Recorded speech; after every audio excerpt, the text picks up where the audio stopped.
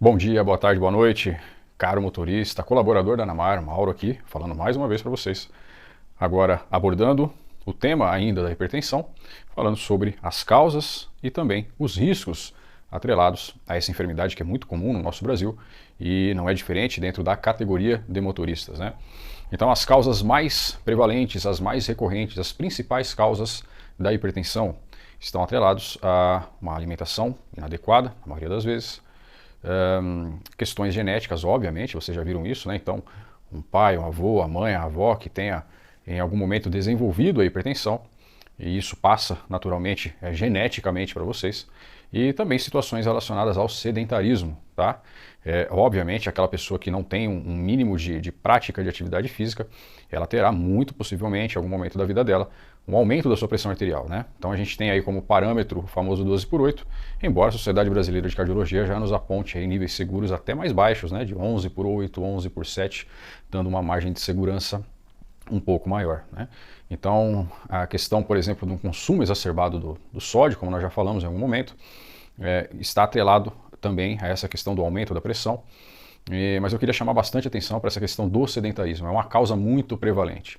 Dificilmente uma pessoa que se encontra em nível adequado de atividade física, a gente sugere adequado até 150 minutos de atividade física por semana, muito dificilmente essa pessoa é uma pessoa hipertensa. A gente tende a chamá-la de normotensa, ela está dentro de parâmetros normais em relação à hipertensão.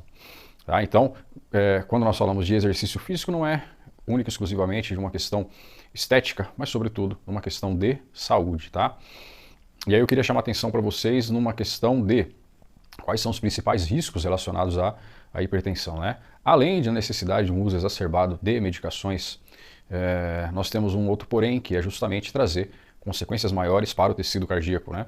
Eu falava num vídeo anterior que a hipertensão ela tem a sua origem por vias renais, mas o rim e o coração eles têm uma ligação ali, um eixo muito claro para nós de que se eu tenho uma agressão ao fígado, ao rim, e justamente esse rim está trabalhando de uma maneira exacerbada, naturalmente o coração vai sofrer. E aí eu começo a trazer uma consequência de rigidez maior dos vasos sanguíneos, né? Então, uma dilatação, uma certa elasticidade que esse vaso teria, ele passa a não mais tê-la como deveria, e isso naturalmente vai gerar um nível de hipertensão maior. Então, nós temos um risco também elevado numa questão de aparecimento, por exemplo, do entupimento ou de uma dificuldade de circulação sanguínea no miocárdio. Isso pode levar a problemas, por exemplo, de infarto agudo do miocárdio.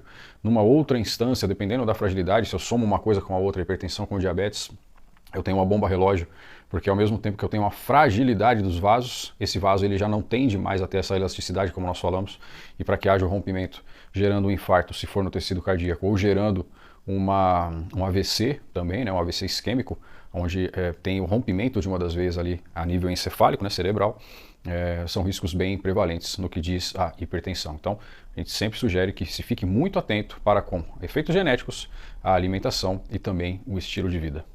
Eu volto para falar um pouco mais sobre o impacto do exercício dentro da rotina do hipertenso.